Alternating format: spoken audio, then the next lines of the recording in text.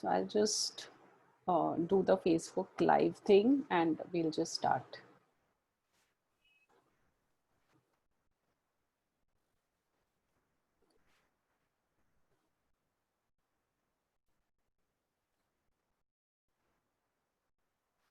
Neeraja, I'm a little nervous. Why? Because we never had somebody of, your stature on cafe before. Oh, there's nothing like that. We are all, women, and we are all done and, Yeah, reached positions in our own way. That's one of the things that I'm going to talk about. Never minimalize your achievements. a little nervous before you, but I'm glad that it's online. So we are not, meeting in person. Otherwise, I would have frozen only. Oh my God.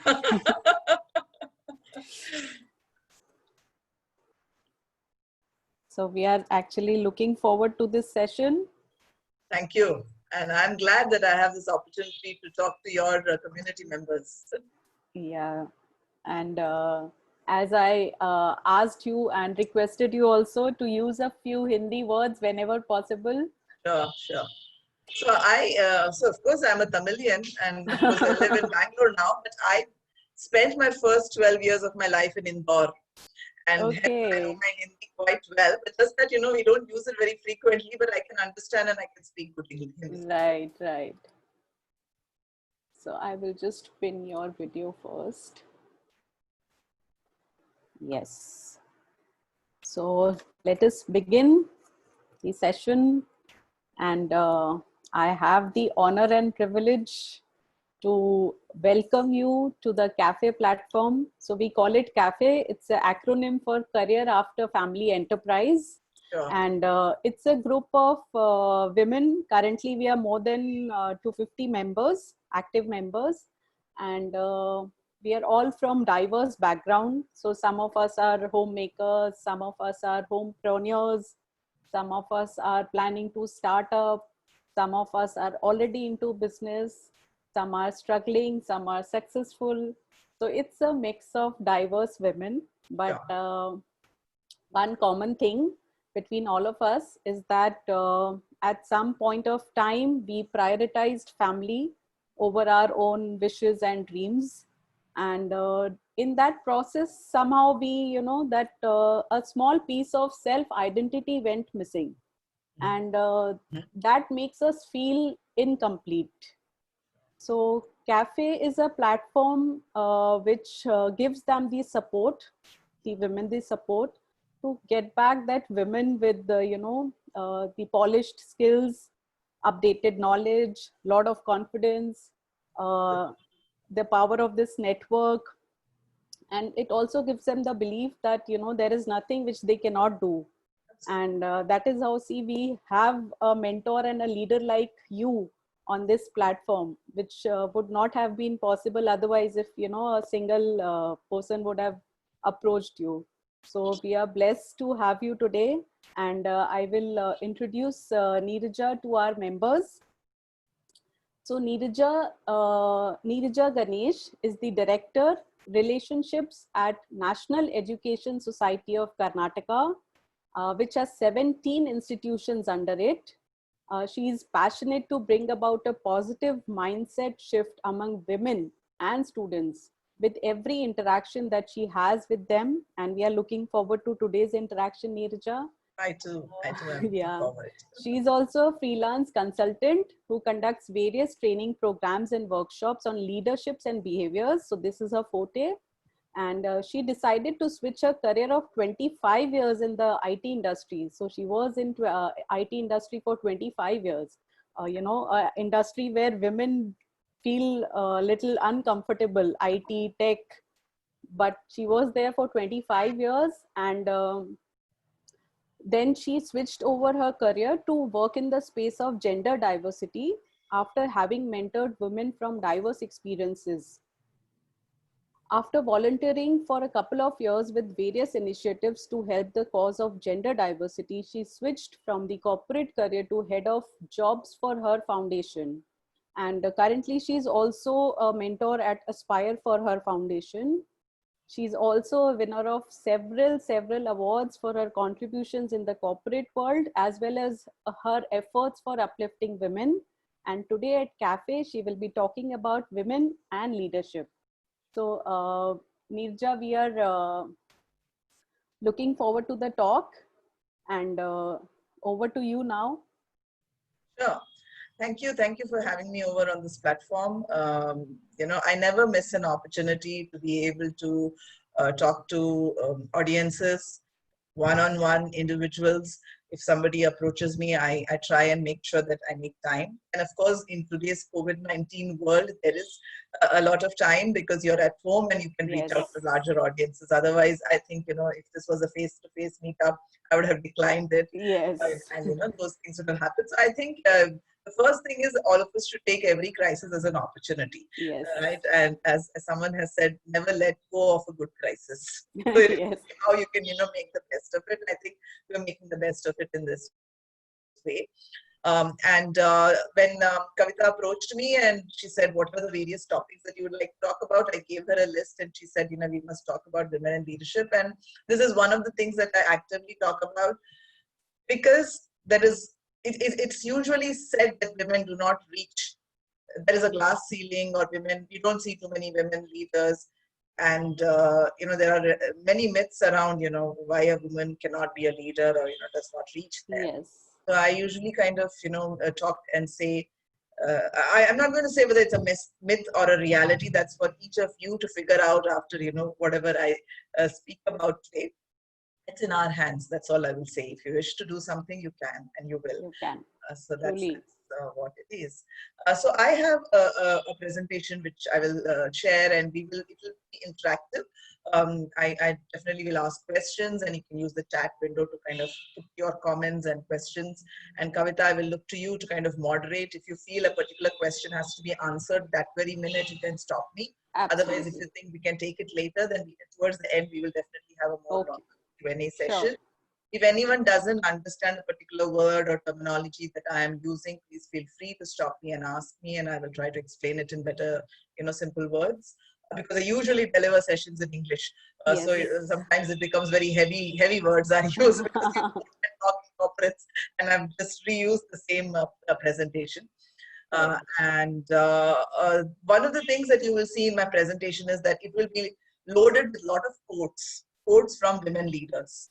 And I've also tried to say, what has been the journey of these women leaders?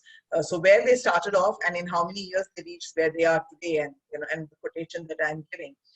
It is not to intimidate anybody. It's only to tell you that if she could do it, we could do it. And that particular person had a mantra around it. And so one of the things that I don't do is I don't do academic research and make presentations or talk. A lot of it is my own experience, but just to reinforce the fact that it's not only that Neeraja had a good life and hence she managed to do what she managed. I try to bring out stories from other people's lives to say that, hey, this is how it has to be. If you really wish to do something, then this is the proven thing. This is the proven way, and that's the only reason I will be putting out big names and a number of years of experience, and no other reasons. I don't want you to feel intimidated that why are these big names coming up. It's just that one day all our names will be there, so don't worry about that. It's just that we have to probably change a few things in the way we are doing, and we'll reach there. Okay, so if it's okay for me to start the presentation, I'll do that now. Yes, Neeraja. Okay, let me just share my screen. Yeah. So as you said, Neeraja, that we find that women do not reach the top position. Sometimes I really wonder that we being very good at cooking and teaching, but when it comes to hotel chefs or the top 10 chefs of the world, you will find very few women. True. Most of them are men. Again, going to the college professors and IIM professors and all, you will find the ratio of men is to women, men being multiple times of women in that category. That's true. Yeah, so let's maybe some of these, as we go about the discussion, we'll probably realize that maybe this is the reason why we are not there. Absolutely. And there's no stopping us, right? So to start with, let me pose a question. Who is a leader? And I would like to see in the chat box, some responses. Yeah. What do you think, who is a leader? So I am not replying, let others reply. Sure. If there's a way for me, I can see the chat, right? Yeah.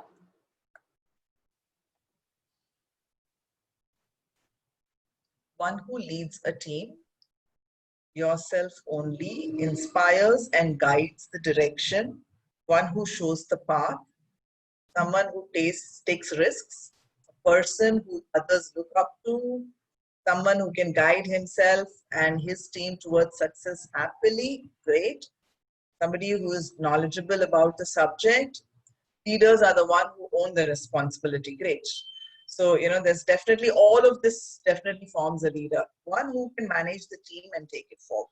One who leads and inspires by example and wants them to grow. Good. Good. Person who can take care of his dream as well as his team too. So a common thread that I'm seeing is that it's very team centric. Yes. Nobody has said, it's about the Team. person and the person wanting to be, at the helm of wherever. Most of it is coming about, in terms of for the team and, guiding the team, showing the paths to the team, taking care of the team, achieving the team's goals. And I'm so glad that, you kind of brought that out. Yes. One who is an ideal for someone, okay, one who sets herself as an example for others is a good leader. One who has original thinking, wonderful. Oh, great. So let's kind of move ahead. So what is leadership, right?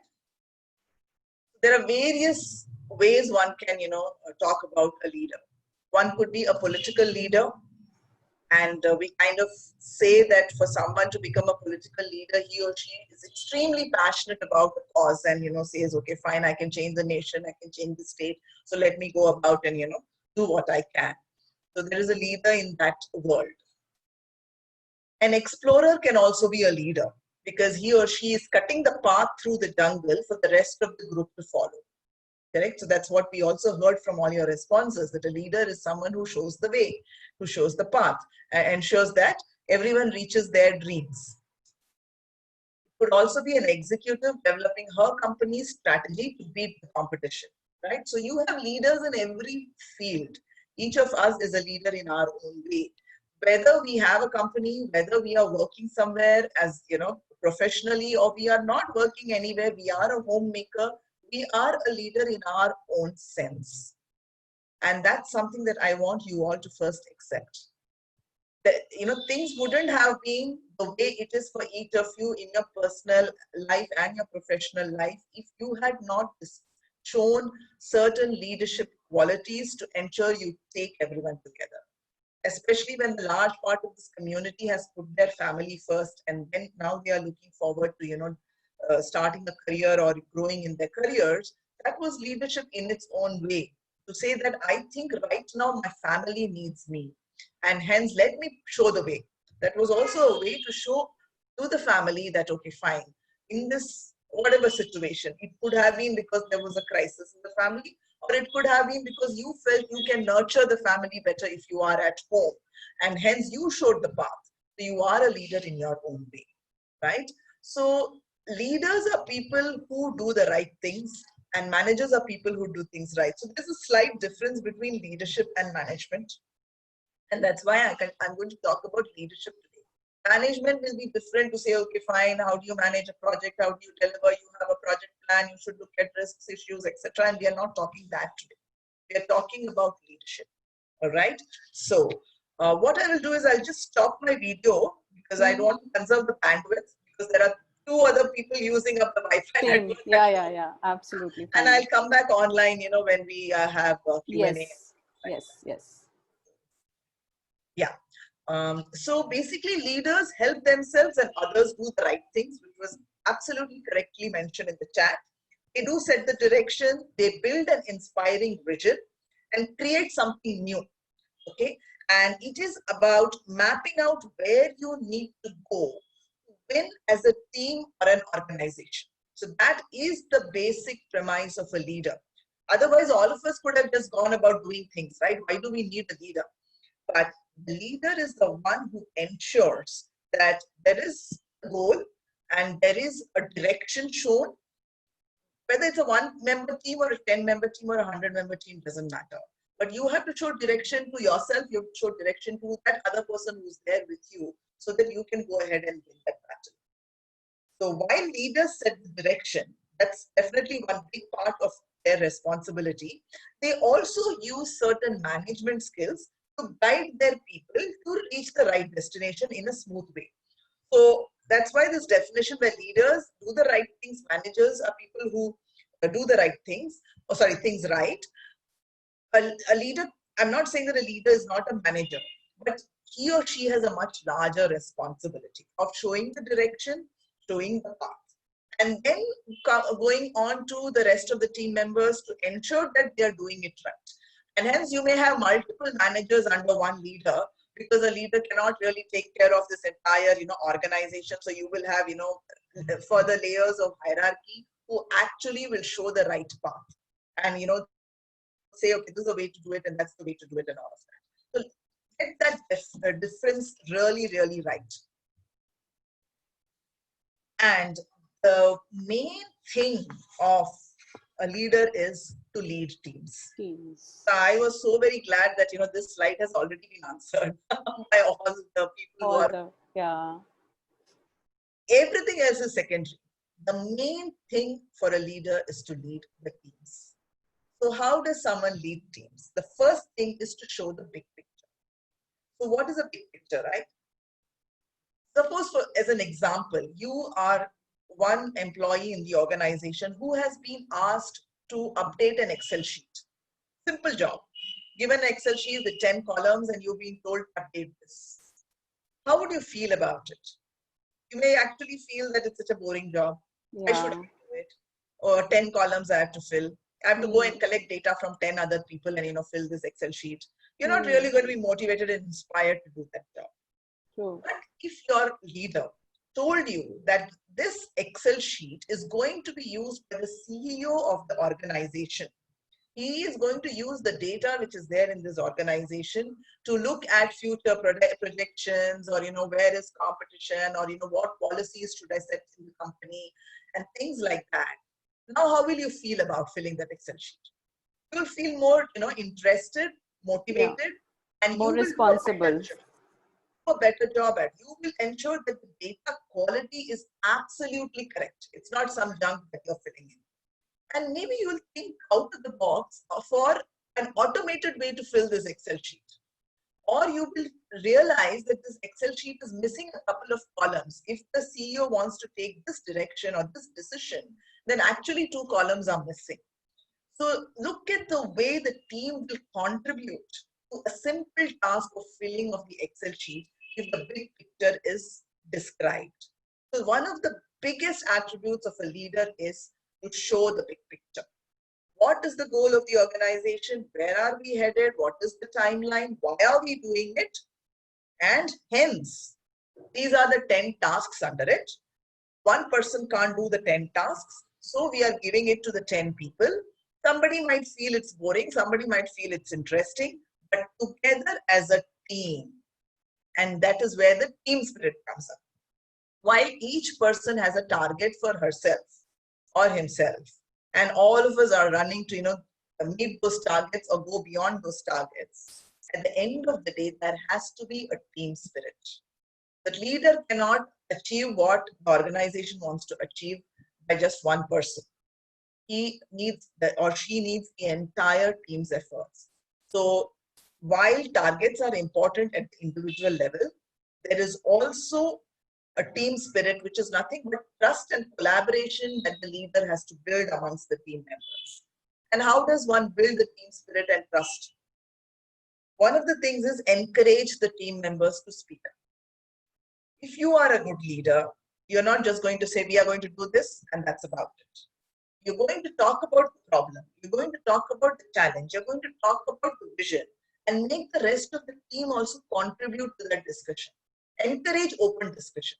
Doesn't matter, who says what. It is, somebody might even criticize, what kind of goal and target have you set up in this COVID-19 situation. You still want to achieve our sales targets or whatever.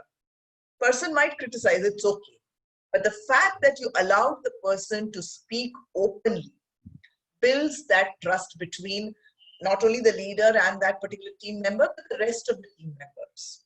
Okay, ask them to speak about pros and cons of the decisions that are being taken. What do they think is relevant in today's world? Finally, the leader will take the decision. No two thoughts about it. But maybe the decision will become enhanced because of the contributions that the team members are making. Or despite the fact that 3 of the members felt that the decision was wrong, the leader might still decide to go ahead with that, but by painting the big picture again, to say that this is the reality that we have to achieve, and that is why I'm still taking this decision while you have your thoughts, and I understand that, but with that we will not be able to achieve it. It goes a very long way in building this trust and collaboration. Because even if that decision is extremely different to what you were thinking about, you will own that decision. You will own that decision because the leader has allowed you to have a conversation around it. So that's extremely, extremely important.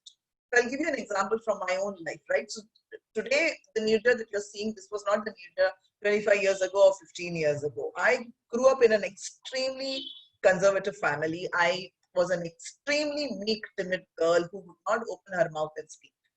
Okay, that was me. And for 10 years that I was working in this company, I didn't open my mouth. I was a programmer. I did my job, I went home.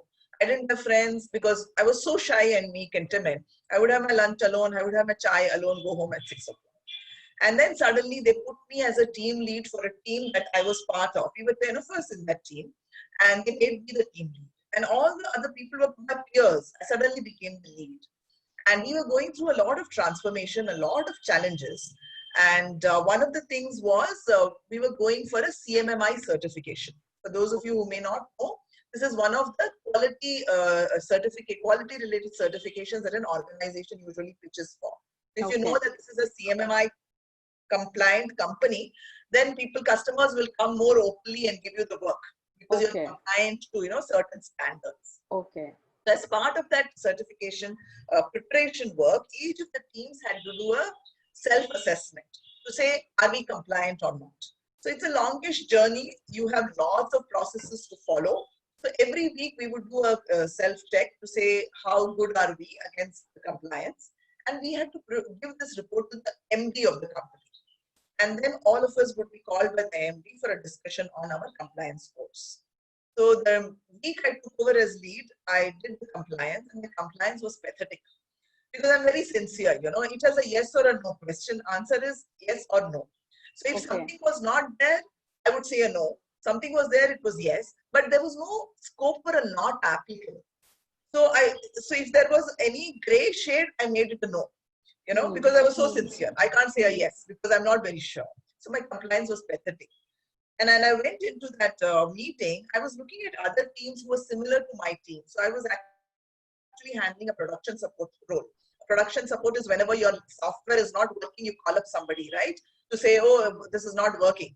And somebody will help you. So that's the kind of a role that the team that I was in. And production support team doesn't code. They don't program.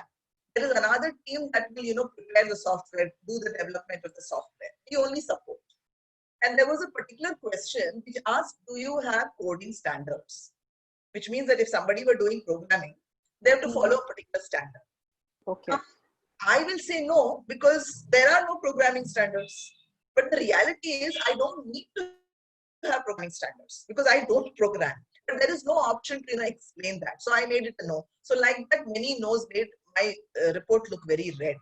So I asked another team who was in production support what his score was and how he answered this question. And he said, oh, I just prepared some programming standard, put it in the Google Drive or whatever drive we had, and I made the answer as yes. So I said, this is not the way to do it. So I went to that meeting and I told the MD that we are struggling with complying to these processes. And imagine this girl who has never opened her mouth in her life.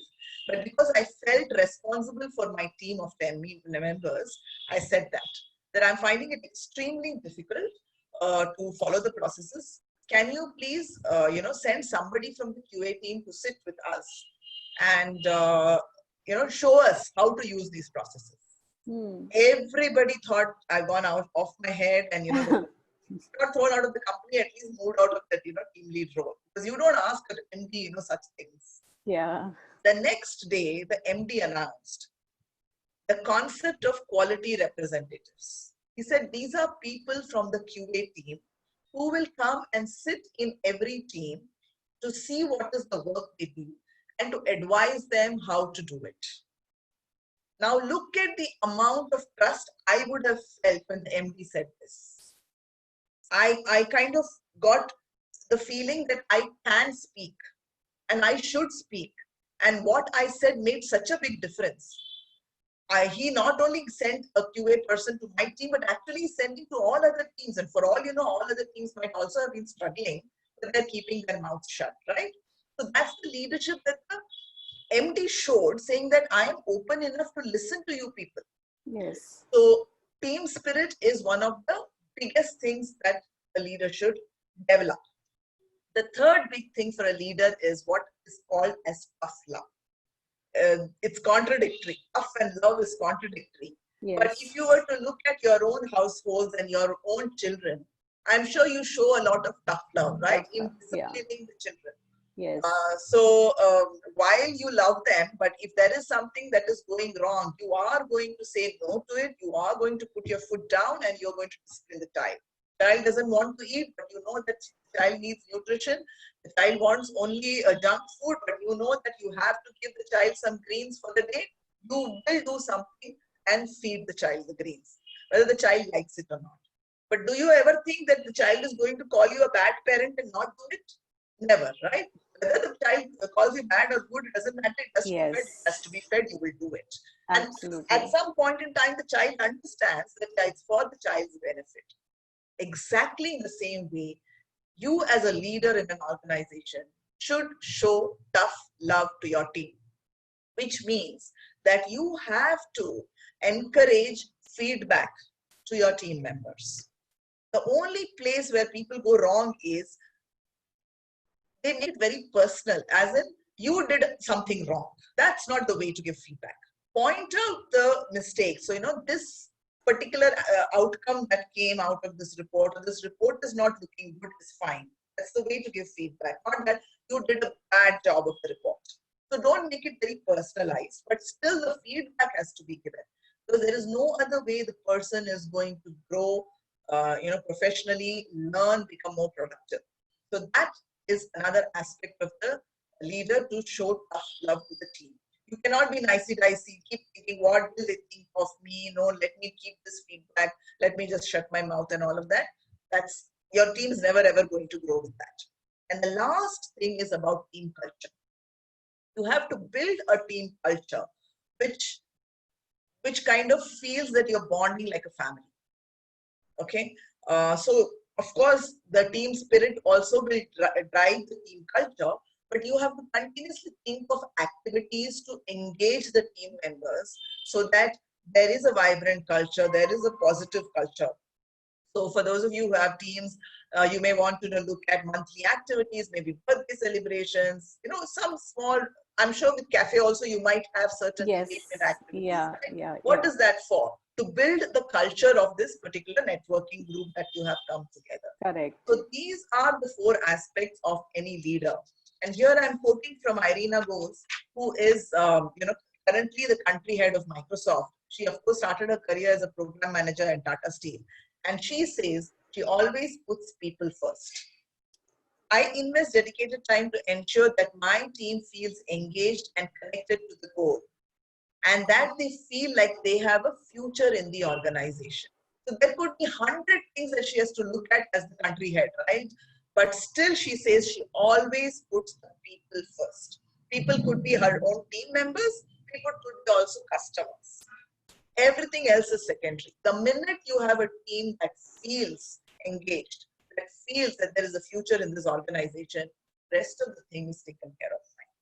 So that was the first thing that I wanted to talk about, leadership in general, and then go on to women and leadership. And why is it that we need to talk about women and leadership? So there is a book by Marshall Goldsmith and Sally Helgesen, the names that I have put on the slide. It is called How Women Rise. And they say, why is it that they wrote this book? A key takeaway is that for women in particular, the very skills and habits that may propel them early in their careers can actually jeopardize. That means that when we start, as a young trainee, graduate, or, at whatever point in time you're starting your career, you're extremely enthusiastic, proactive, you will put your hand up to do everything, and you will impress everyone, and, you will take on any and every kind of responsibility that comes your way, because you want to prove yourself. Okay? And that will take you to a particular level. But those very attributes of you actually stop you further from leadership growth. That's why, specifically for women to grow as leaders, he has written this book, and I also kind of have borrowed it from the book and from other things to say that there are certain aspects that we women have to remember, either nurture or, learn or try to put in as part of our behaviors to be extremely good as leaders. The first thing that I want to ask all of you is, what is ambition? Can someone just tell me on the chat window, what is ambition?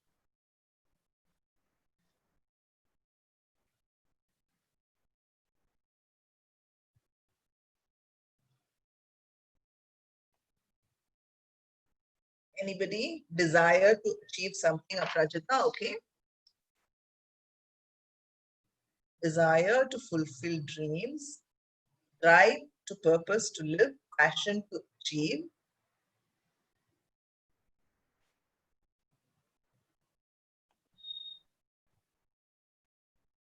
Arun has raised her hand. Yeah, you want me to unmute?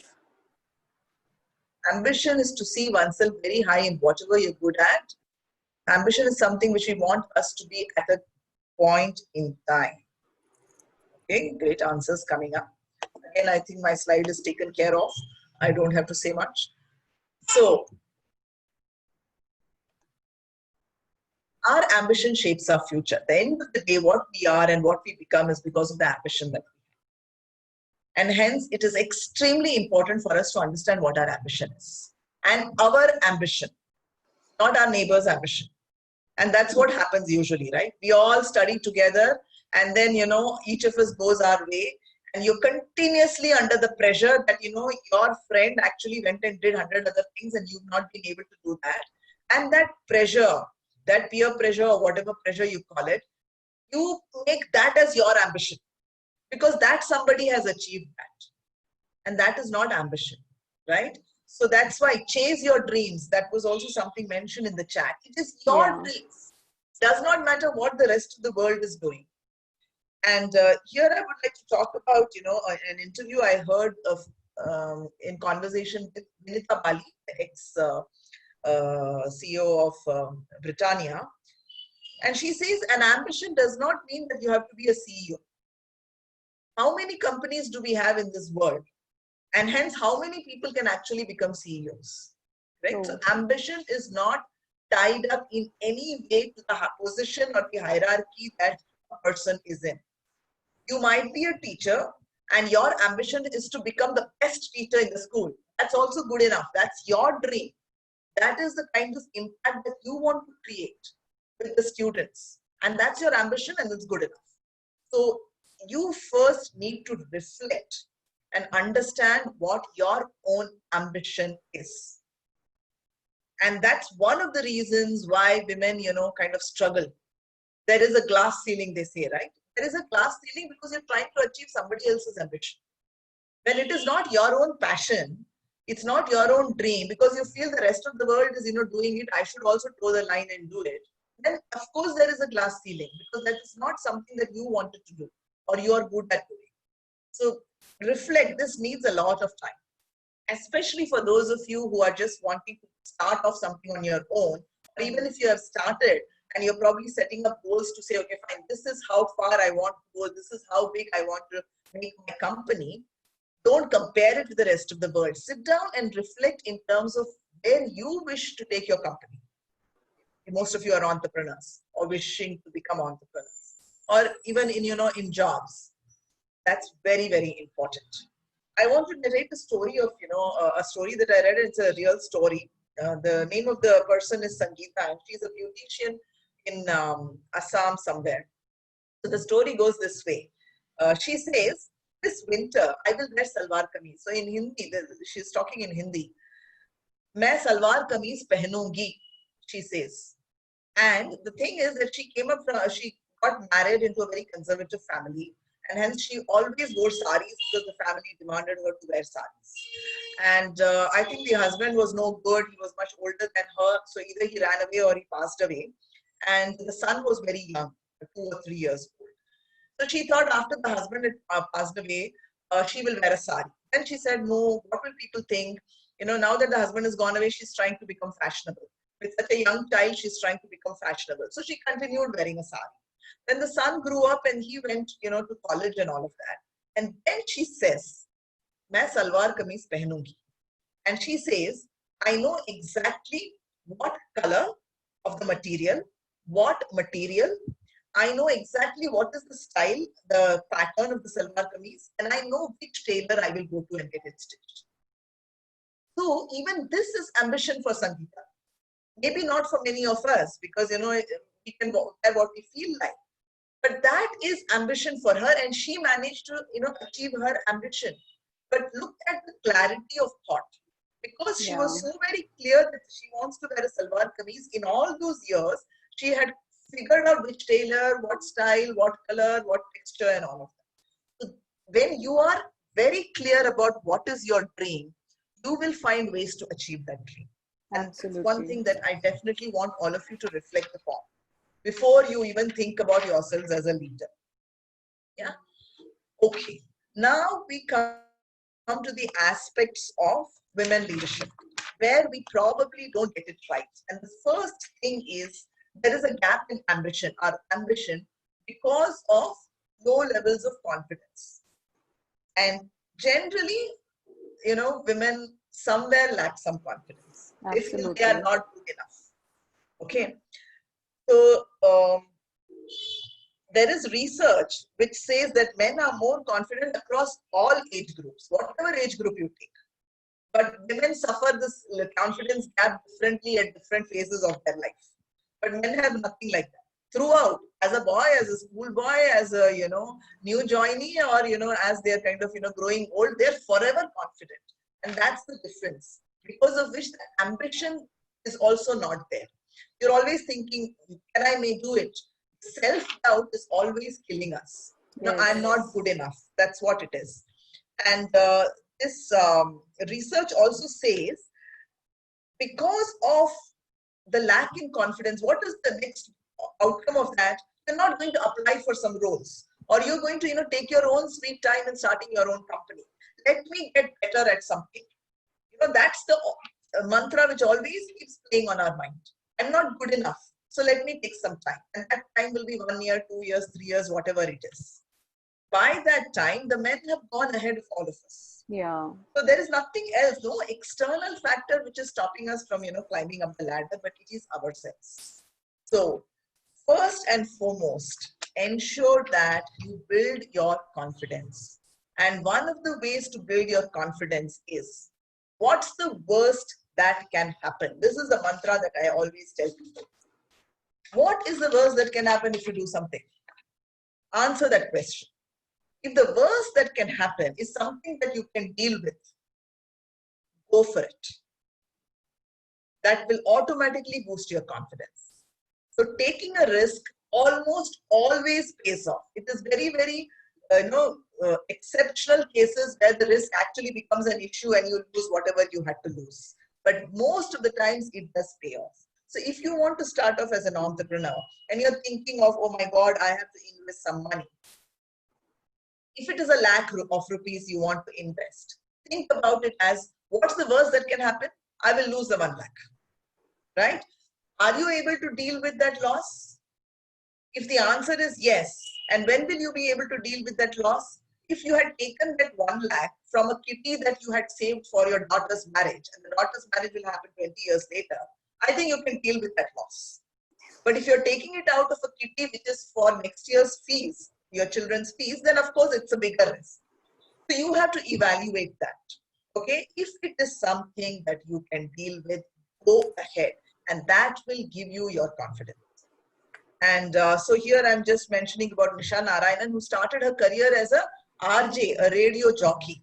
And today she is the COO of Red FM and Magic FM. And she says, a lot of times women lose out on opportunities, not because there are no opportunities, but because of lack of confidence. If you are confident, it is half the battle won. So in your journey of delivering something to the customer, there are many aspects, right? You need to understand customer requirements. You have to, procure the inventory. You need to have a, machinery to prepare whatever you are supposed to be, creating the product. Then you need to have a sales team, marketing team, delivery. But 50% of it is your confidence. The minute you feel I can do it, the other 50% will be taken care of. So get that self-doubt out of your mind. Be confident about your own potential and your skills. Absolutely true. The next thing that we women have is that we are not very intentional about your careers. You go and ask a man, what does he want to become in life? You ask a small boy, you ask a man, you ask an old man, he will tell you, in 5 years' time, in 2 years' time, the next 1 month, these are the things that I want to achieve. You ask a woman, she will say, I will figure it out.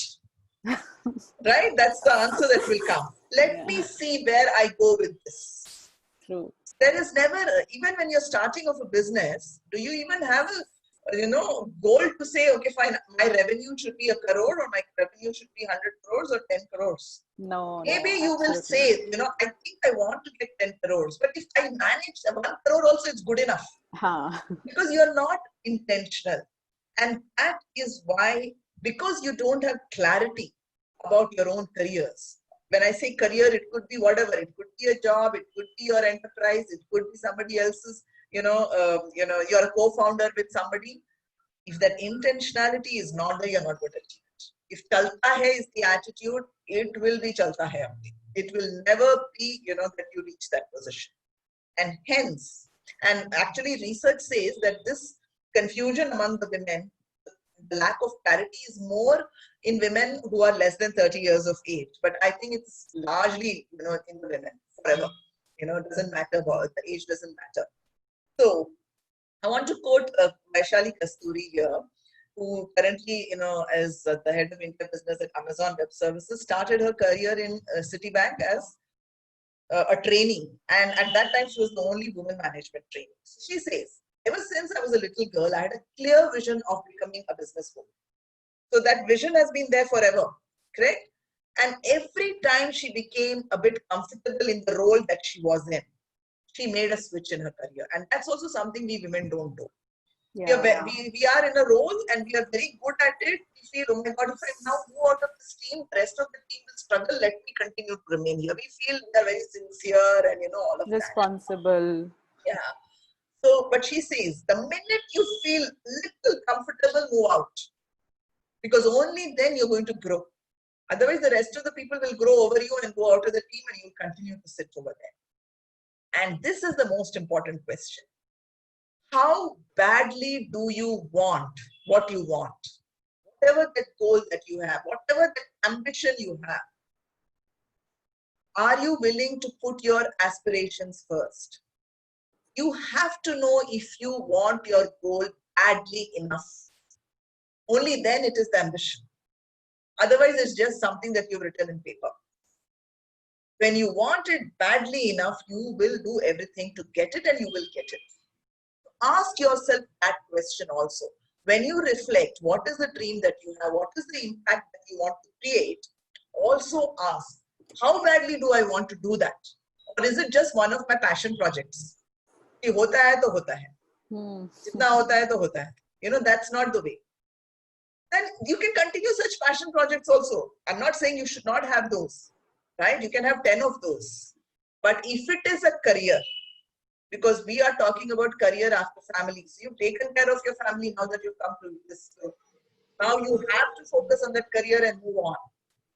Better want that career badly enough. Otherwise, it will always be career after family, will always be, it will be a tucker you'll never get out of it. Right? So, absolutely important. This is the second reason why women don't grow. So your first job in life is to find your passion. You have to know what you want. Many of us don't know because we are always chasing somebody else's dreams. We are always comparing ourselves with somebody else. And so, we don't know what we are passionate about. The next problem that we have is we don't claim our achievements. Why don't we claim our achievements? There are a few things that we do.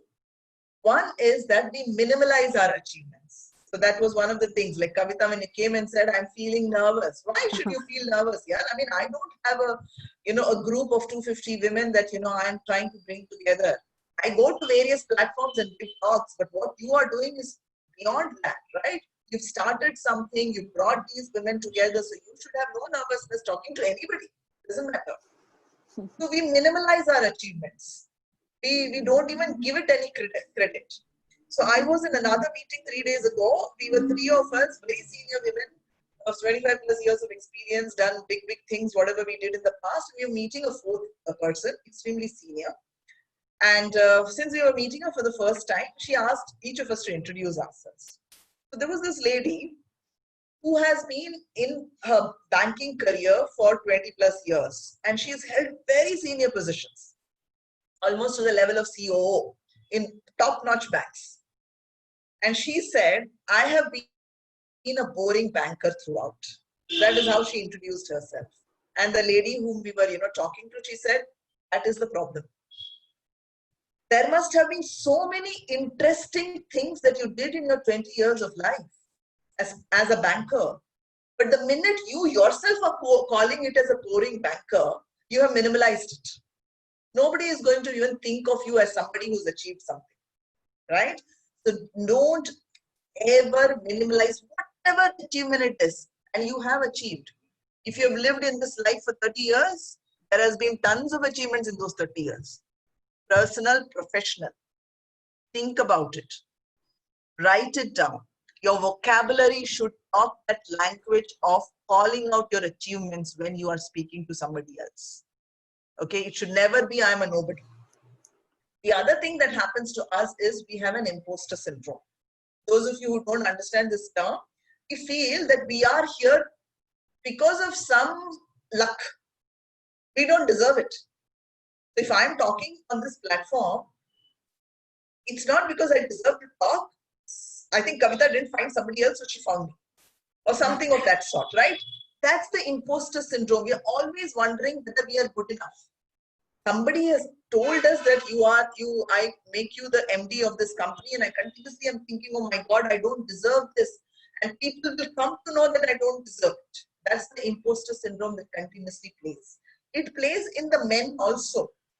But the point is the men don't care about it. They will still go ahead and, they will, show to the whole world that they deserve. But we women, that will bring our confidence levels down, and hence we will falter in whatever work we are doing. And the third thing that we do is we focus on our weaknesses. All of us have strengths and weaknesses, but our focus is always towards the weaknesses. So you got to maximize your strengths. Always focus on those aspects which you are good at. Minimize those weaknesses. You can of course try and cover up the weaknesses or overcome by learning and all of that, but you can't. I mean, you can't be good at everything. And that is why you will have complementary skills, right? In a team, you will have other people who will complement the skills which you don't have. So you will hire such people. Even a CEO will not be good at everything. And that is why if you look at his or her direct reports, the people who are reporting, he will ensure that with the 10 people that are reporting to him or her, he is fully covered. So all the skills are there at the table. It doesn't have to be, in him, in her, right? So always focus on your strengths and not your weaknesses. So Vandana Ramanathan, who's co-founder of W Square, this is in Chennai. It's India's first co-working and incubation center for women. So for those of you who don't know what a co-working space is, many of us who want to start off on our own enterprises, right? We don't want to invest in an office space because we don't even know, how far we are going to be able to take this team, whether it'll go to 10 people, 100 people, how big an office space we should, buy or rent out. So there is a concept of co-working spaces. So you can go and rent some number of desks. So today, if you are 4 people, you can go to that co-working space and pay up for 4 desks, and they will give you, you can go there every day and work out of there. Internet will be available and everything will be available. And these are beautiful spaces. Whenever our lockdown, opens up, please do visit co-working spaces in your, cities. It's there all across India. Beautiful spaces, and you get to meet other companies who are working out of their small, big, and they organize networking events, learning events, and all of that. So she has started the first co-working space for women. It's only for women entrepreneurs. Wow. Yeah, and she actually started her career in an IT field in 2010, and then when the kids came, she took a break, and after that, she decided this was the requirement. So in this co-working space, you will have the grocery wala, you'll have the vegetable person, you'll have all of that taken care of. So you don't have to run around and do your shopping.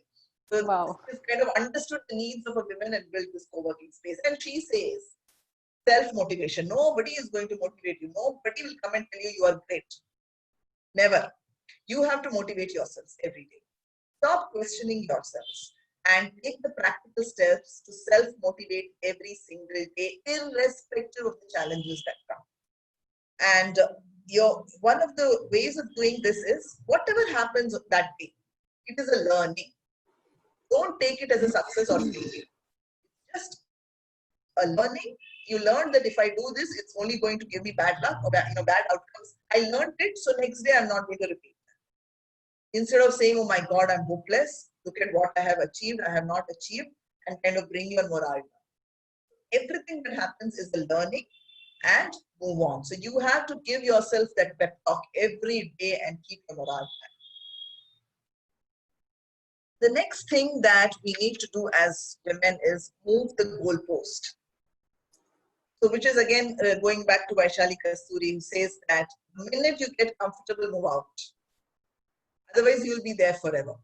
So today you're starting up on your own and you've decided, whatever your revenue targets are and, how big your team should be, what your customer base should be and all of that. Okay. In a year's time, if you see reaching that goalpost, you've got to move it ahead. You should probably, revise your revenue targets. You should revise your customer targets and all of that. Otherwise, there will be competition who will come and grab everything that you've already achieved and you will be a nobody, the next few months. So always move the goalpost. And one of the reasons I already spoke is the need to feel needed. So we don't do it because we feel, oh my God, in this team, if I am not there, the whole world will crash. So you, as women, we have that craving, right? We want to feel needed by the family, by everyone. So we continue to sit where we are. We don't go out. Go out as in beyond that circle. Yeah. Put your career before your job, which means that these are two different things. A job is something that you are doing because you have studied something, you have certain skills, you have some hours available with you, you want to, make some quick money. So that's a job. But a career is something very, very different. You have an end goal in mind. You know that you want to be XYZ in 5 years' time. And that's going to determine the, the steps that you take. So you have to put your career before your job. And the minute you put your career before your job, you're not thinking, okay, fine, today it went very well, let me relax. Because your thinking will be about the next month, your thinking will be about the next year. By next year, I want that promotion. So even if today went well, but to achieve that promotion next year, what do I have to do today? Maybe I have to, take on additional work today and, showcase that, I'm capable of that promotion which will come next year. So unless you put your career before your job, you're not going to grow into that. And invest time into learning. Please do this. This is critical. right? Gone are the days when they used to say that, okay, fine, if somebody studies to be a doctor, it's a lifelong, study. Today, any profession you take, it is Yeah. changing crazily on a daily basis. So you've got to invest time into learning. Doesn't mean that you have to enroll into courses, get certifications and all of that. You can do that. But learning is very simple these days. Everything is available online. There is bite-sized Absolutely. learning available, small videos, podcasts, small, write-ups. Be on social media, on LinkedIn and things like that. You will continuously see articles which are coming up. That itself is learning. Is Okay, learning. to get to know about those things and be very diverse. This is the field that I am in. That's the only thing I want to learn is not going to help. Ensure that you can't be deep in everything, but at least there has to be a breadth of knowledge. You need to at least know 10 different things that are happening around us. Sure? So this is something you need to do and seek out role models. We feel that these are certain things. Chef, we never see women there, right? You have to find some, if you want to become a chef, you have to find that one woman who has become a chef, wherever, doesn't have to be our country. She should be a role model and study her journey. Everything is available online today. All the big names that you have, small names that you have, if you Google, it will tell you this is the person and this is the journey of that person. Whatever material I'm putting you, Irina Ghosh and Vaishali Kasture, I don't know them personally. It's all available. Go and Google, you will find out what their stories were. So seek out, because on its own, we are not seeing these role models. We are not seeing so many women leaders there, and especially in those careers, especially in the entrepreneurship field, we are not seeing too many of them. So True. you have to go seek out and keep those one or two role models and follow their journeys, continuously look at what they are doing and try to emulate, and that will inspire you to be at it. So this is also very, very, very important. While you seek out role models, what are you trying to do when you seek out role models? You're going to learn from their stories, right? Share your own stories also, because you are going to be a role model for somebody. So please ensure that you also take that responsibility of sharing your stories with somebody else and kind of progressing that person's career. True. So I'm not going to read, this is a lot of, thing, but what Dr. Chitra Rajan is saying is you have to continuously try something new. And that is how you move the goalpost. And even if the skills that are required for that something new is not available with you today, you have to go and do it. Because you will never be 100% ready. You can be 100% ready only when you have done a particular job. So when you go to look for a new job, you'll be 60% ready. So you can't say, okay, I'll become 100% ready and then I will put my hand into that. Right then that opportunity would have gone away to somebody else. So you are 60% ready, grab it, learn on the job and move on. So, and of course, it's your career. So you have to own it. Nobody else is going to own it for you. But also run your race at your pace. What this means is, again, your ambition is yours. When you describe your ambition, your passion, your dreams, you put a timeline to it. And but that timeline has to be, something which will drive you. It can't be that, okay, you just said run your race, so I will put a timeline of 20 years.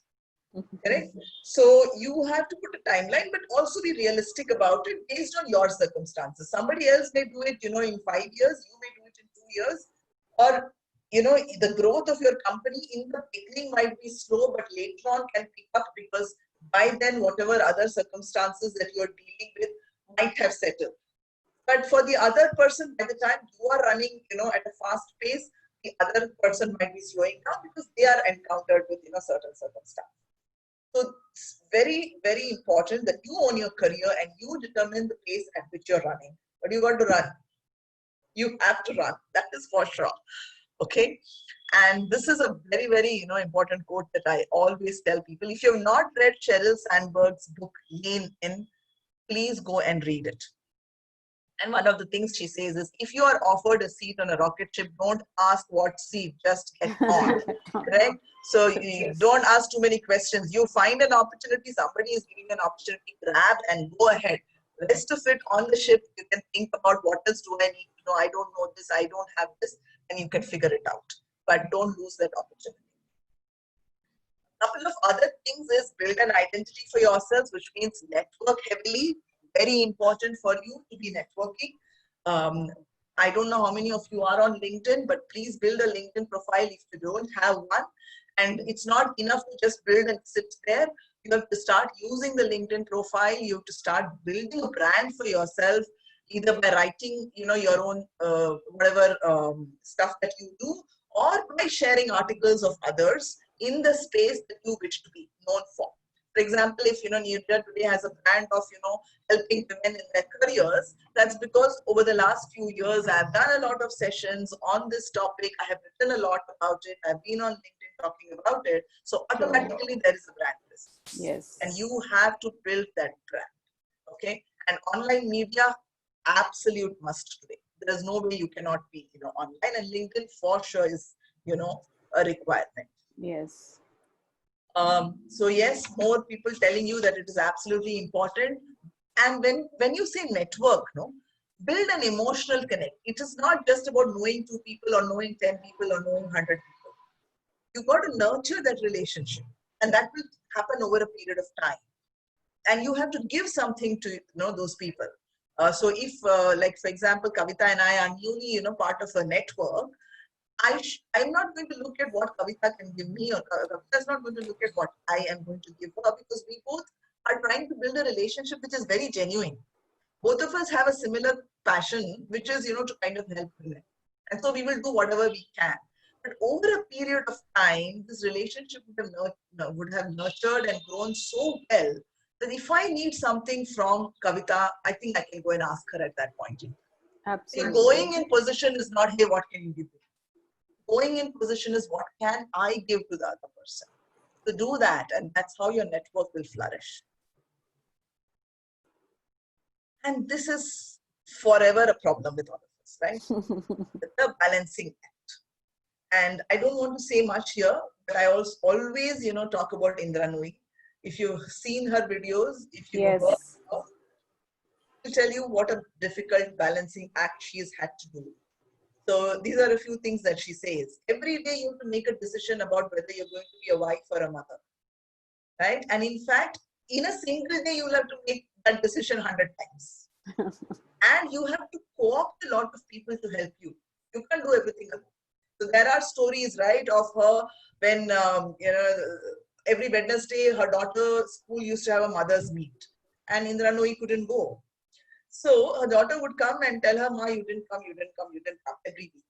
So what she did, she called the school and said, every week you have to give me a list of mothers who have not turned up. So when the daughter came in the evening and told her, she said, yeah, but this one's mother also didn't come, that one's mother also didn't come, right? You have to have coping mechanisms. The guilt can't pull you down. Find coping mechanisms. And then, there is a story about her daughter would call every evening, the secretary would take the phone. Yes. And that call was known to be a call for playing a particular game. So getting approval from the mother to play the game. Indra Nooyi was not around. So the secretary had instructions. Secretary was asked the daughter 10 questions. Did you do this, your homework is done, blah, blah, blah. And then the secretary would take the decision whether to allow the child to play or not. And then, of course, she will go and tell Indra Nooyi that today she did 9 out of 10, but I still gave her permission. Or she didn't do 5 things, so I'm not giving permission. So she has co-opted. She's gotten someone to kind of play that role for her. Or it's a day like there are days when I have to be in school because there is a basketball game. How much ever I would like to see every game, but I decide which games I will go for. So you can't be there forever everywhere. And especially for you who have given priority to your family, now it becomes that much more hard because suddenly you cannot, remove yourself from the family. But you have to have a balancing act. And a few things which I will talk to you about is set your priorities very clearly. Plan your days as well as the weeks. It's not enough to have today ka schedule. You have to have a week schedule so that you can push things around. Something that you planned for today or plan for tomorrow, some urgent thing came today, you can push something from today to tomorrow so that you still have a balanced life. You don't feel that, I'm always compromising on, my me time, or, my time with friends or things like that. And guilt, please get rid of the guilt. There is nothing called guilt. Uh, you know, at the end of the day, at the end of the month, at the end of the year, whoever made you feel guilty will come around and say you've done a fabulous job, right? So you are the person who decides whether you want to do it or not. Just like Indra Nui says that, I will decide which game I want to go for. The daughter can say you didn't come for 10 games, it's okay. But there is a particular game which is important, I'll go for them. The rest, she can manage. And please seek support. Learn to ask for help. You are not a superwoman. You cannot be a superwoman. So continuously ask for help from friends, from family, and also give back the help at some point in time. For example, if you want to, go out for a movie, today we can't do that, but whenever you can do that, you want to go out for a movie and your kids are young and you can't, take them along for the movie for whatever reason, ask your friends to babysit them. Ask for help. Don't compromise on not going to the movie. But another day, ensure you return the favor to that person who did the babysitting for you. That's the only way to balance. There is no way out. And please ensure you seek out a mentor. Very, very, very, very important. Okay. And again, quoting from somebody who started a career as a consultant and now she's the owner of this fantastic company. You can always learn from everybody around you and always have a learner's mind. And never be ashamed to ask for help. So what? I don't know this, so what? I don't know, that's why I'm coming to the mentor, right? If I knew, then why would I come to the mentor? So ensure that you have a mentor. And not that, okay, fine, when I come across a problem, then I will ask them. You should have a mentor. And I see on your platform, Kavita, there are mentors. Yeah. So ensure that you seek out, and maybe beyond the platform, LinkedIn, whichever way, or your family. There should be somebody who is your mentor. You call that person and say, you are going to be my mentor for whatever. It could be for your home, in your home front, or it could be your, career front. But you will tell the person you're going to mentor me, and I will come to you. You cannot be lonely. You cannot be alone in this journey. Yep. And finally, this is my last slide. Okay. This is something which most women, you are in charge of your happiness. Okay. And I don't know how many of you have read Becoming, Michelle Obama's book, or seen on Netflix now. Okay, I want to read a small piece I'm seeing from her book. So I have named many books in today's session. All these are fantastic books. Please go and find them and read them. Yes. Okay, so Michelle Obama, she talks about how, Barack Obama's political career went all the way, and then she was struggling to get his time. So she already had 2 kids, and he used to be wherever, for his political campaigns, and he used to probably visit once a week or something like that. So she used to always wait up. So on that particular Thursday when he was supposed to come and meet the family, she would sit up, however late it was. She would make the kids sit up, however late it was. And then finally, he may come, he may not come. And she was going through this, And so she says, I began to see how I had been stoking the most negative parts of myself, caught up in the notion that everything was unfair, collecting evidence to feed that hypothesis.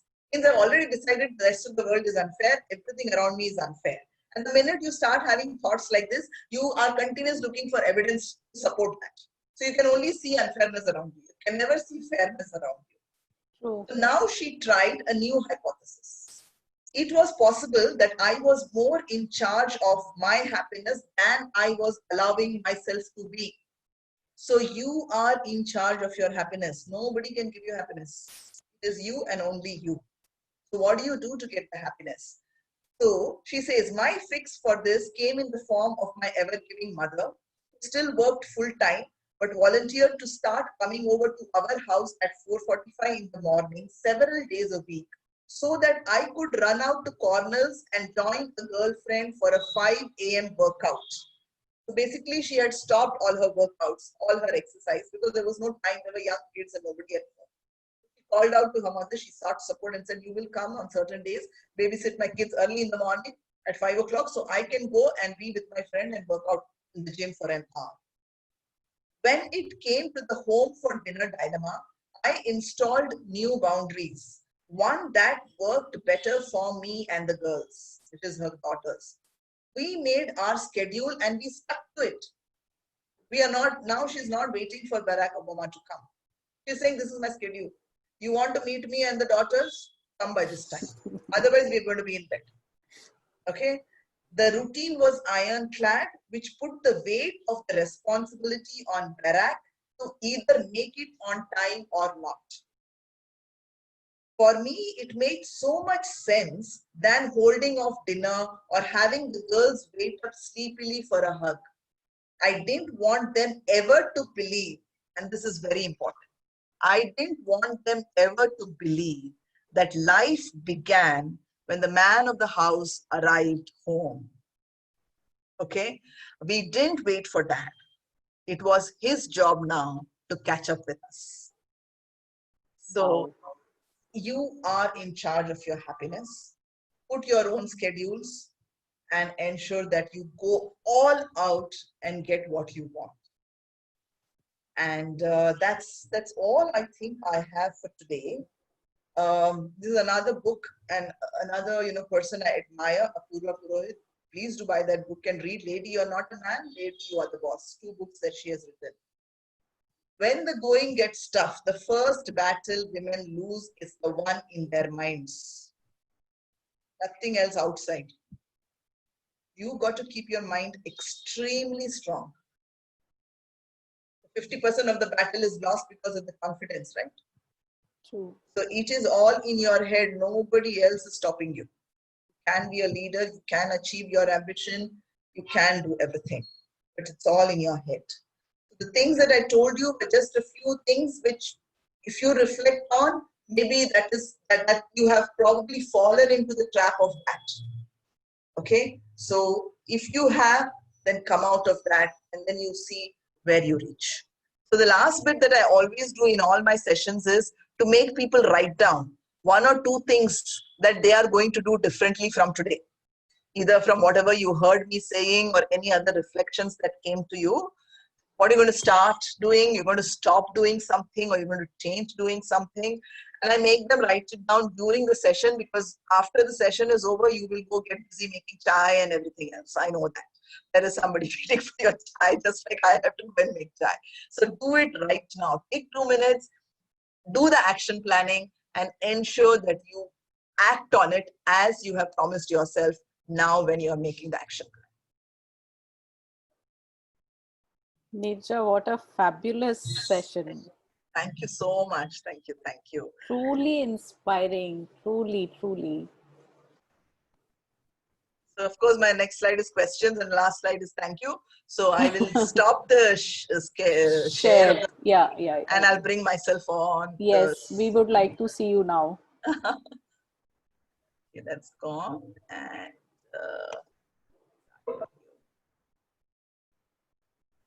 Kavita, I will not belittle my achievements. Absolutely not. You should never, ever.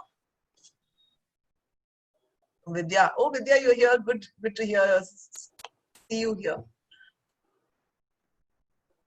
Question time. Yeah, I would love all this acknowledgement that's coming my way, but let's use the 10 minutes for questions. For questions, yes. Yeah, please do. So whoever wants to ask a question, please raise a hand and I will unmute you. Yeah, so Anshuma, yeah. Ma'am, it was an excellent session. I have to say this first before I ask my question. Sure, thanks. It was no doubt an excellent session. It was very relevant and very, very inspiring. Ma'am, I have a small request. Though I have tried to keep up with the entire session, would be very grateful if you could just put in a list of the books which you were mentioning, which we can read. Yeah, sure. I'll do that. Thank you. Thank you so much, ma'am. Even I have all the screenshots, Neeraja. I can share the book list name. All right, Kavita, that will be very nice. Thank you so much. Yeah. So, more questions?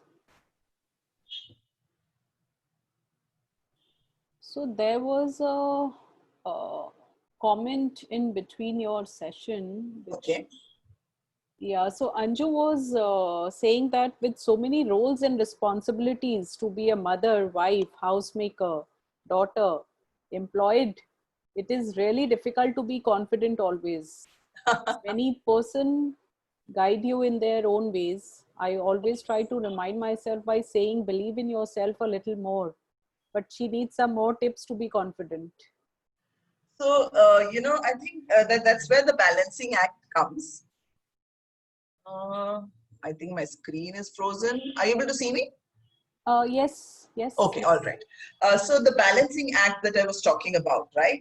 So it starts from, building a list of your priorities. At the end of the day, decision making always is determined by the priorities that you have.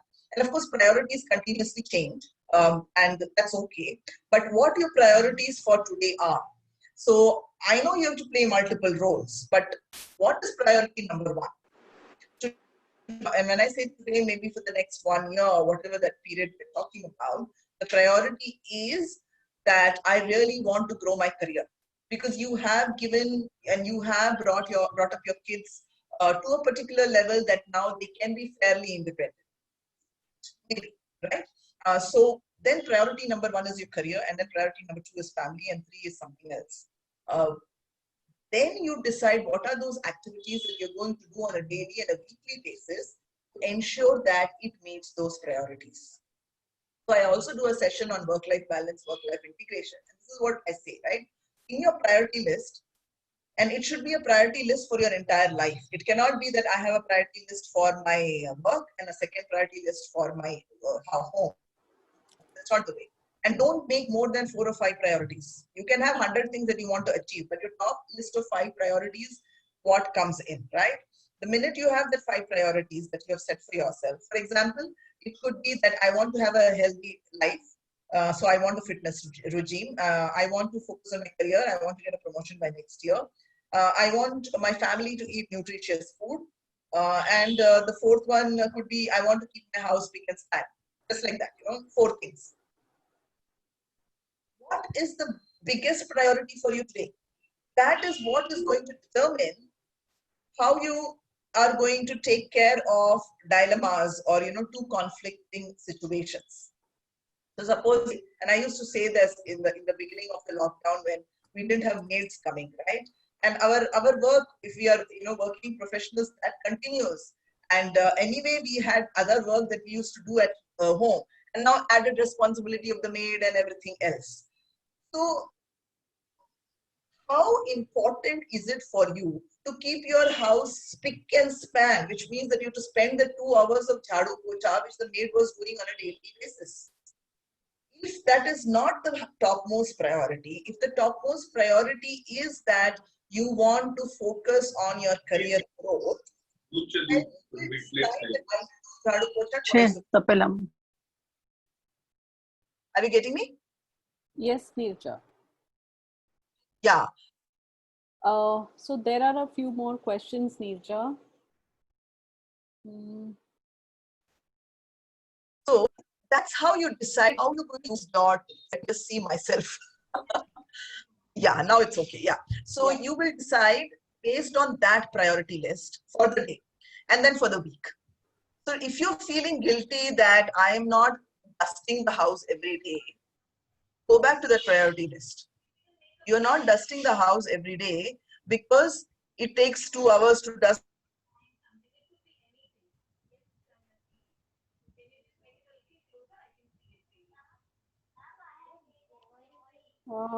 Neeraja, we have lost your voice.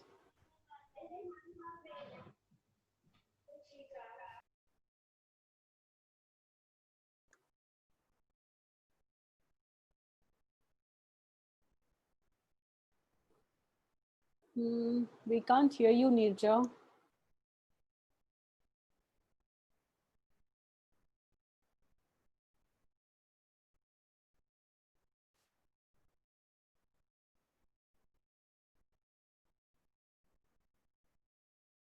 I think there is some connectivity issue at her end.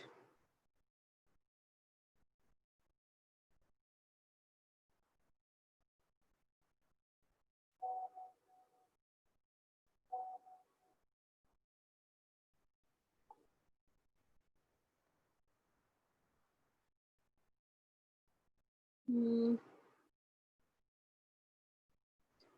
What a fantastic session.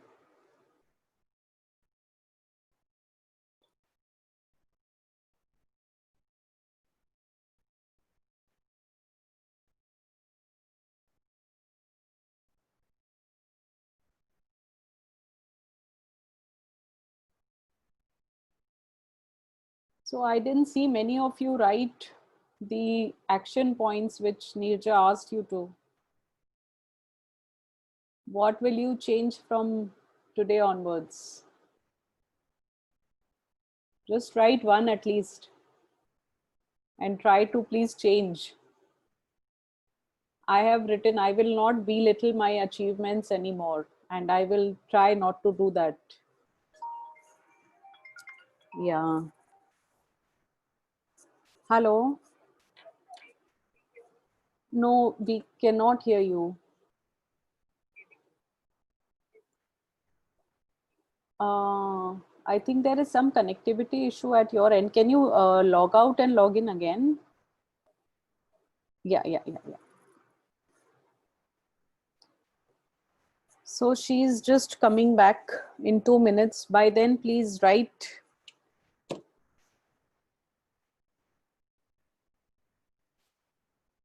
I think most of the points which she said today, I could relate 99% of them.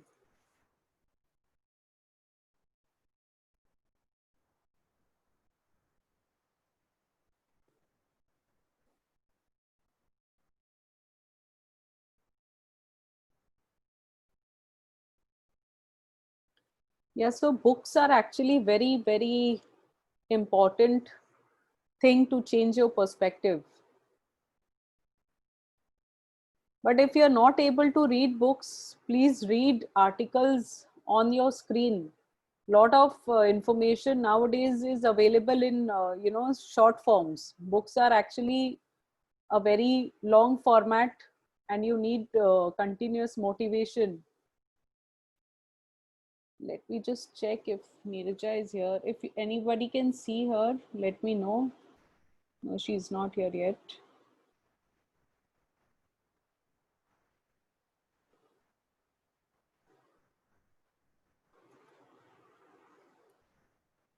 Yeah, so she's here.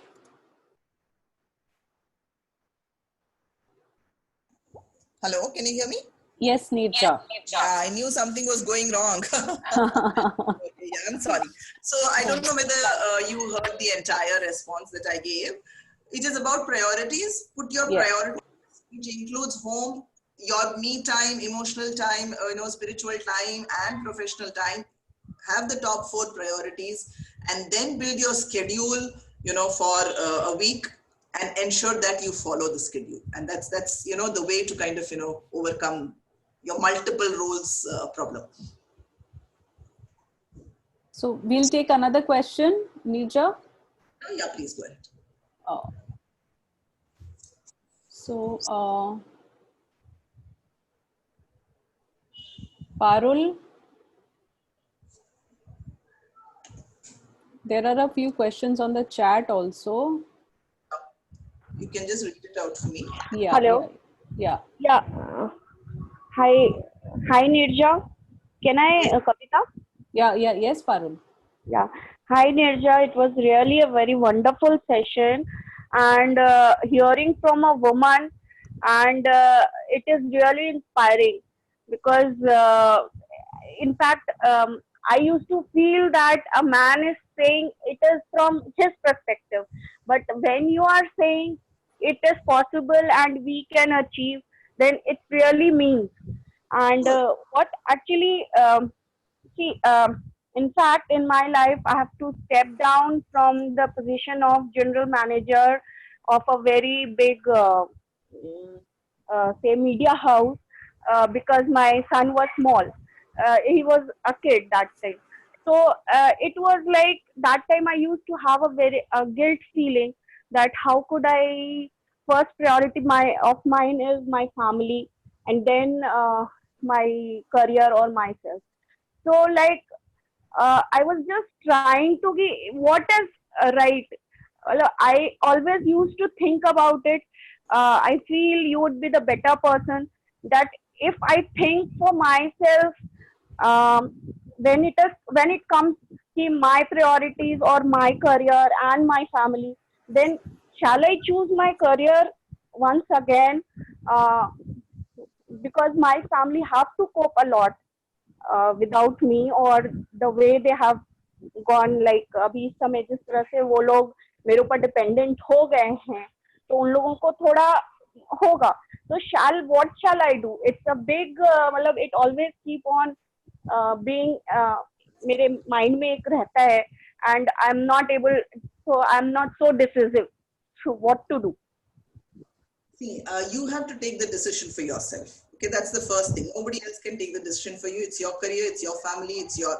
So sit down and reflect on your priorities, as I said. And every priority number will have only one priority. That is, priority number 1 may there should be only one. Priority number 2 may there should be only one. So that exercise itself will tell you how badly, remember that slide, how badly do I want to pursue my career. If it is that bad for you, then you will put that at priority number 1. And immediately following that will be priority number 2, which could be your family. And then you decide how do you manage the two. So there could be aspects which you will have to delegate. You will have to make other people in your house more responsible. Okay, maybe your kids have to become more responsible. Your husband will have to take some responsibilities, or you get some external help. I don't know, maybe you get a cook to help you out, or whatever. That decision you can take only when you decide what your priority is. For example, if nutritious food, I tell this to many women who want to restart their careers. Till now, you had all the time in your day to kind of cook nutritious meals for your family and all of that. Now, if you're thinking that you want to start a 4-hour job from next month, start behaving as if you are already in that job. So for those 4 hours, 9 to 1, 9 to 2, when you are going to be working, you assume you're already working. Then you plan your day. Shift everything that you would have otherwise done between 9 and 1 to before, after, or delegate, or take external support, and see how it works. Certain things will work, certain things will not work, certain things you will have to sit down and talk to your family and say, now this is how it is going to work. And you automatically know whether you're ready for it or not. Or if you're not ready, then what do I have to do to make myself ready? So one fine day you cannot switch on and switch off. It is a question of preparation. And you prepare everyone around, prepare yourself also mentally. For example, now you're making fresh khana because you're at home. Maybe the minute you have to start going out for work for 4 hours, you probably have to chop the vegetables the previous night and cut it in, and then make in the morning, or maybe previous night itself you're making the entire meal. But that is what will become, that decision will become easy for you to take, because priority number 1 is career, right? Or if you still want the cooking to happen in the morning, you don't have the time, you will decide to get an external help for you who can help you with the cooking. So you have to first clear out the amount of time you need for your work and see whether it works or not, and then plunge into that career. Good. Very nice, Neeraja. He said, right, co-opt others. There's no way out. Yes. You have to tell them, they also have to be in it with you to say, okay, fine, I think you've given so much time to your family. Now you want to kind of pursue your career. What are the aspects that they will help you with? Okay. Neeraja, Namrata wants to ask that, she says, thank you for nailing the right points. I wanted to ask that as an individual, I'm very active, determined and driven. But whenever my in-laws are around, I become very passive, feel like I can do nothing and there's no point dreaming.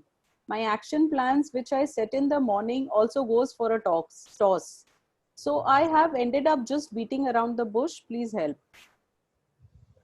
So what happens when your in-laws are around? I mean, are they stopping you from doing something, or you're feeling some pressure which is not real, but it's just because they are there? We sometimes feel pressurized, right? That you have to be a good bahu and you have to do the right thing. Is there comparison which is at play? Supposing, you are one of the 3 bahus of the family, then do you want to be always called the best bahu, and hence that pressure is setting in? That's something that you have to reflect upon. And again, that is why I said your happiness is in your hands. It's not in anybody else's hand. And if you are giving what has to be given to them, it doesn't matter. Maybe the rest of the world can give them more than that. Maybe the other bahus are not working, or they have, some other mechanisms of, ensuring that they get more than what is required to be given. You don't have to, fall into the same trap as long as they are taken care of. So you need to be very clear. Don't bring unwanted pressure, assumed pressure on you just because they are around. They are around, you're doing what you have to do for them, and going about doing the rest of the stuff that you have to do for yourself, because you are also important for yourself. Nobody else is going to take care of you. Okay, we have Soumya asking something. Hi, Neeraja. It was a great session. I've been listening to you for the past couple of weeks, and it is very great. I just wanted to check if there is any forum where we have any mentors actually with respect to career, where they're not from your organization. You just want to talk and clarify, or have some guidance being given.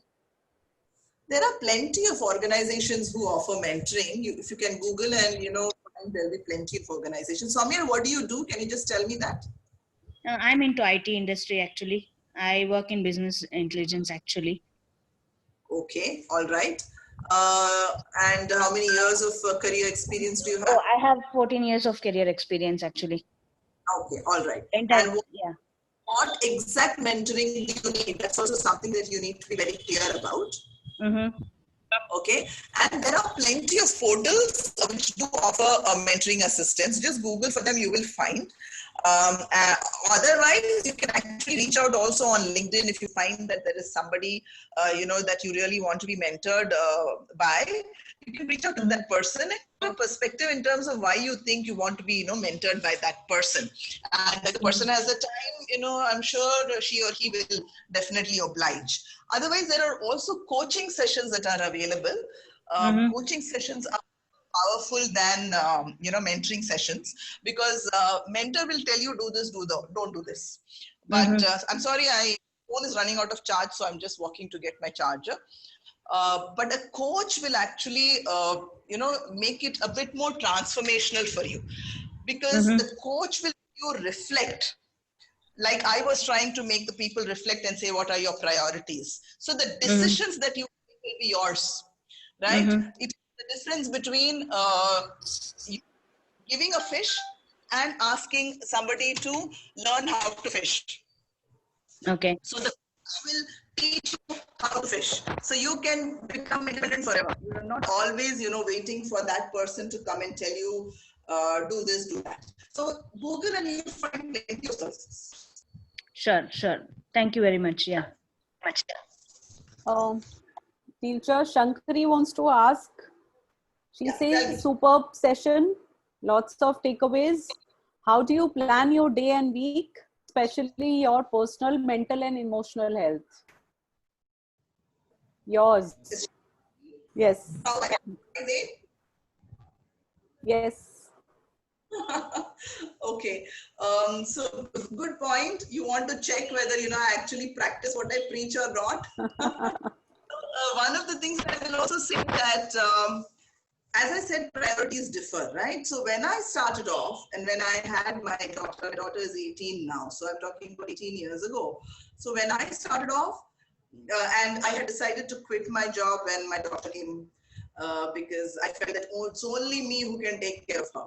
But people at home told me not to, because they knew at some point in time, I will regret that decision, because the child will grow and then you are going to, you'll find it difficult to get back and things like that. So I took leave. My company gave me a lot of loss of pay, leave. For 10 months, I was at home, and then my people at home told me to get out of the house because I was behaving very crazy. I was just clinging onto the baby and not doing much. Anything, to kind of even, it was an era where there was no internet, nothing like that, right? So you have only the baby to look after and your brain is rusting. So I went back to work after 10 months. But at that point in time, I made it very, very clear that I'm going to do a 9 to 6 job. I want to get back at home after 6, and the evenings are only for my family, especially my daughter. I didn't want to lose out those hours. So the kind of responsibilities and roles I took in my office at that point in time were the ones who didn't need me to stretch after 6. Yeah. But when she was 3.5, I was told by the company that if you continue in this mode, then you're not really going to grow and you're not going to get very challenging assignments. So then I changed my decision, and I actually took on a role which took me to travel also. It took me to Melbourne for 2 weeks. But it was okay, because by that time, and of course, I had a great support system. I stayed with my in-laws. My husband worked from home, so people were able to look after her and things like that. So the point I'm trying to say is, it is changing. It will not be the same. So today, if I tell you that I work 24/7, I don't want you to feel intimidated that, oh my God, it's only when you work 24/7, things can happen. No, today it's okay for me, because my daughter is, very independent, and I've set up, structures in the house that, like I have a cook and a maid, of course, will be there, and, things are, manageable. So I put certain things in place, certain schedules and, mechanisms in place, that people are not dependent on me, so I can continue to work throughout the day, throughout the evening, in the night, do these sessions, and all of that. But it was not like that a few years ago when my daughter just got into teenage. I knew needed a lot of my time. So again, I went back to, being very conservative with the kind of jobs I chose. So it is going to be different at different points in time. So you have to determine it for you based on the current circumstances for you, based on your current priorities. What is at stake and how much do you really aspire for? And that is why I said, run your race at your pace. It has taken me 25 years to become a director. When my last corporate job was at Capgemini, I was a director there. It took me 25 years to be a director. There are people who have reached that position in 10 years also. But I didn't care, because I knew that, in my life, priority was family for many, many years. So I took roles which enabled me to grow very slowly. But then after a point in time, I said, now, I can, kind of pick up more challenging assignments. So there's another thing which Sheryl Sandberg says, right? Your career, and please read that book, Lean. Your career is a marathon. It's not a sprint. So you don't have to achieve everything, overnight or in 1 year. It's a 25, 30-year horror. So plan it based on what is required at this point in time for yourself. Correct. Very nice, Neeraja. I will read out a few action points which the members have written after this session. So Mamta says after this session, she will set her priorities right. Rajshri says she will be more focused. Vidya says she will be more self-confident. Soumya, have goals and keep pushing the goals. Vinita, think positive to reach my goals. Anju says happiness comes from within. That is the mantra she got today. Shivani says she will be positive and self-confident. Rinku says she will make a weekly schedule. Purvi, try to be more confident. Sonal, I will not underestimate my achievements and will work towards my goal. And Sheetal says she has literally stopped reading books. Will start again from today and will decrease screen time. Definitely. So these were the few takeaways for the members. There are many more, but if I read, it will take another 15-20 minutes. But since the session is recorded. Those of you who are on LinkedIn, connect with me on LinkedIn by saying you heard me in cafe session. Those of you who are not on LinkedIn, go and create a profile, because it's absolutely must to network and have a plan for yourself. Absolutely. I totally agree, Neeraja. Because of LinkedIn, I'm thankful to LinkedIn that we connected. And I have about 1,300 connections, but I've never used my connections on LinkedIn. So this is the first time I tried reaching out, and believe me, whoever I reached out to, they all were positive. So it's a great platform. It's a great platform to be on and connect with like-minded people, and take it, make it a good network. So for spelling LinkedIn, you can probably just put it there. Yeah, I will do that. And Neerja, it was a wonderful session. I can't tell you how much it will help all the members. And it was truly, truly inspirational. Lot of takeaways. I myself could relate to every point which you mentioned. And thank you so much. We look forward to having you again with us soon, if Anytime. your time permits. And For sure.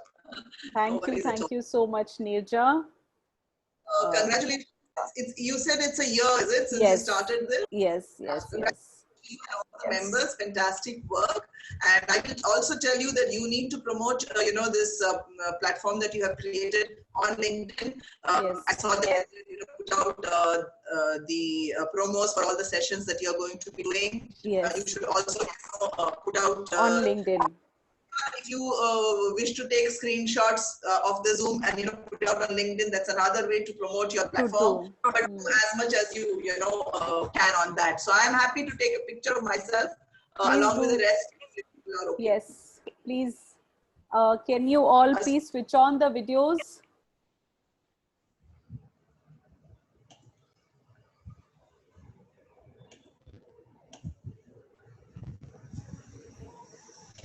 Are you able to see me?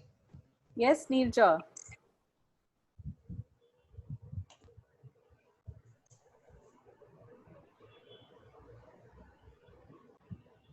Yes,